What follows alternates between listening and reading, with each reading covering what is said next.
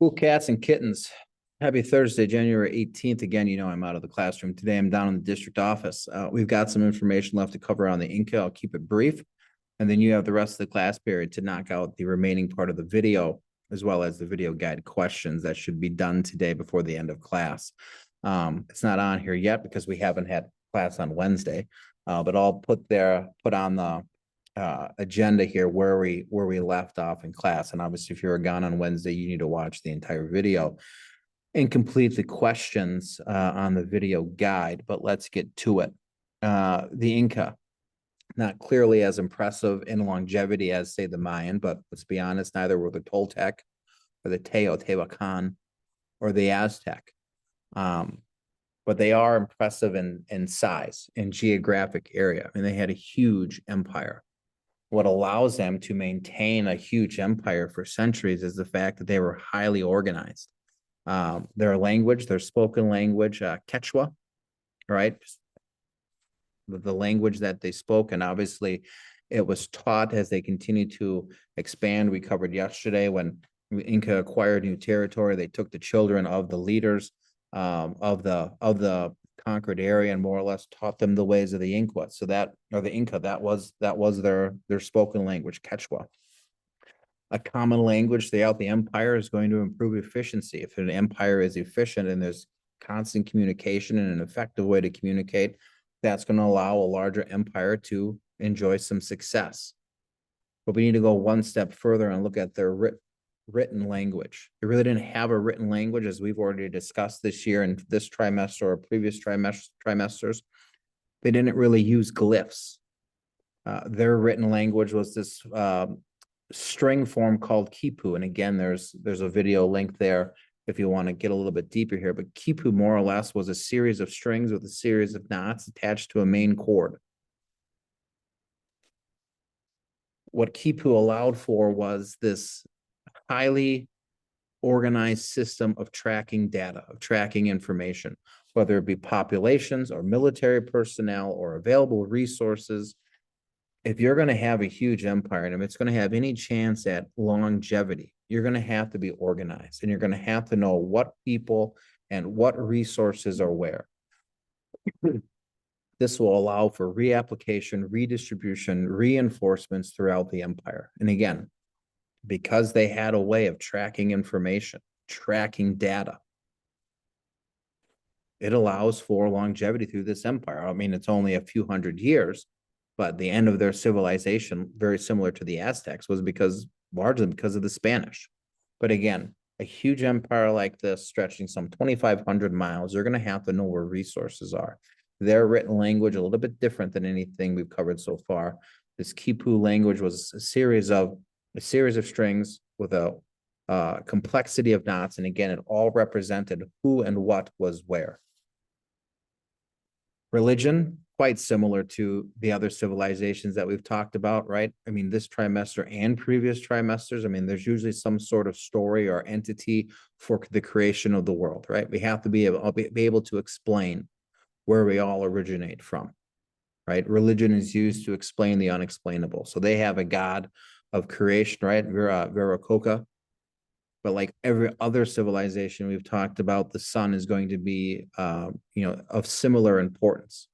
It shouldn't require elaboration as to why the sun is worshipped by these early human civilizations. But let's be honest, and let's make it obvious if it's not clearly present in your mind.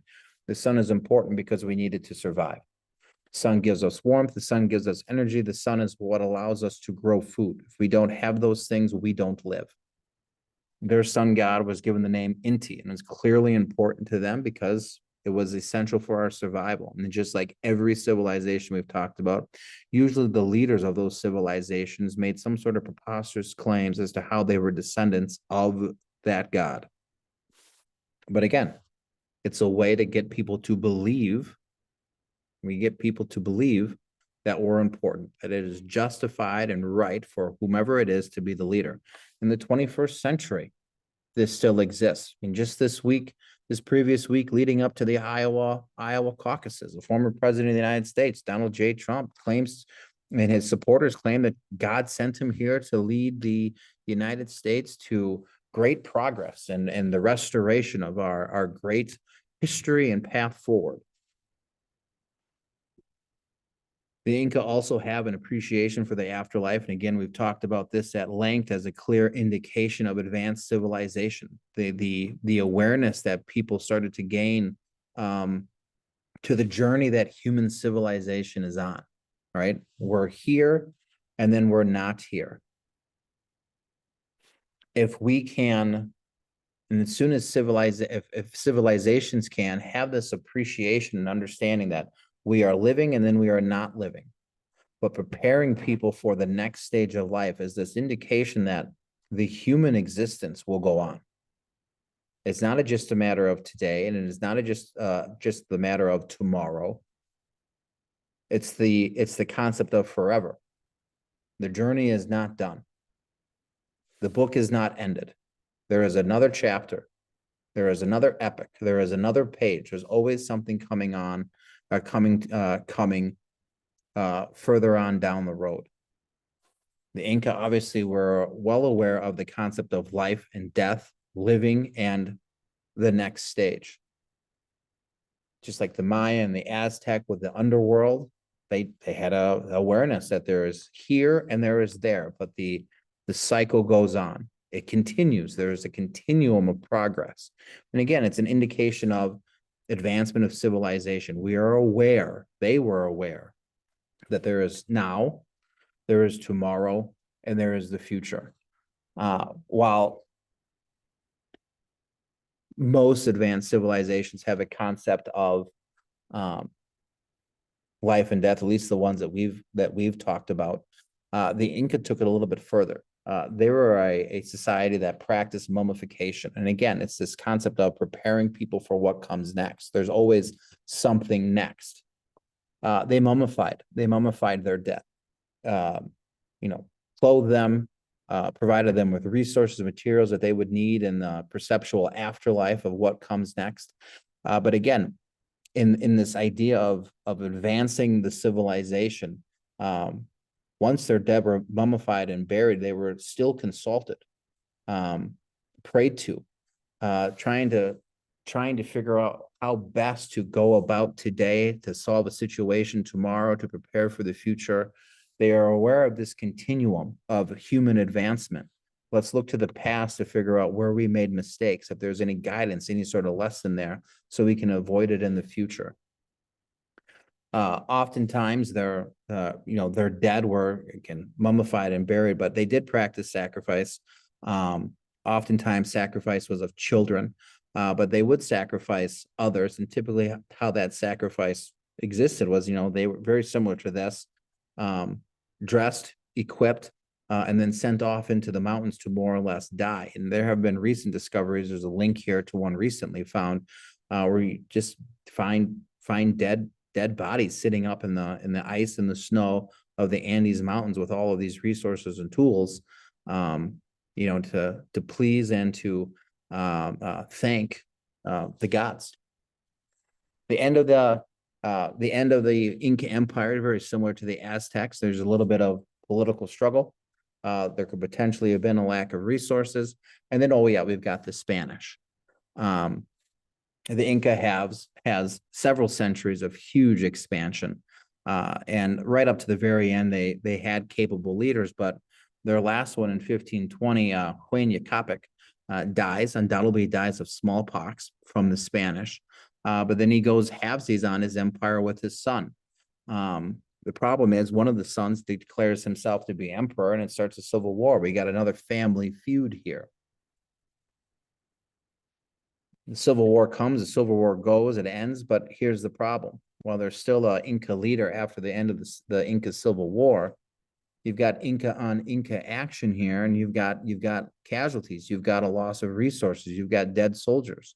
It makes them pretty susceptible to conquest from another outside force. In this particular case, it's the Spanish. The Inca Empire is weakened after the death of Huayna Capac. They don't have the forces and the strength that they once did under him because of the Civil War. And the Spanish are more or less able to come in, divide, conquer, boom, game over. So that's the end of the Inca Empire. I mean, who knows how long the Inca and the Aztec, who knows how long the Inca and the Aztec would have been able to last if it wasn't for the arrival of the Spanish. But that's another story for another time. That's the last bit of information on the Inca Empire. You have the video to complete. Again, I'll post where we left off in class on Wednesday.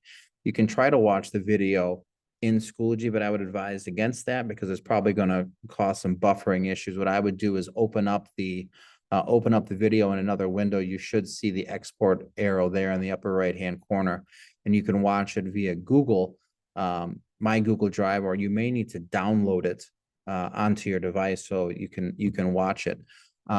But again, you're going to finish watching the video and complete the video guide. This may be a 2-screen situation here, so you may need to watch the video on your phone so you can answer the questions on your Chromebook. But you have the rest of the time. Video guide due at the end of the hour. Make sure you have these notes. If you do finish early, look at any missing assignments. Try to get them done tomorrow. We start our group project, which you'll have tomorrow and next week to complete. It'll be due right now I have it due the following Monday. That would be Monday, the 22nd. But we can monitor and adjust. Maybe it'll be due on Friday, not Monday, the 22nd. Currently I have it due Monday, the 29th. But if we don't need any more time, it may be due Friday, the 26th. We'll see how that shakes out. Make sure you're listening to Mr. Veith. Be well, get your work done. I'll see you tomorrow. Go Spartans.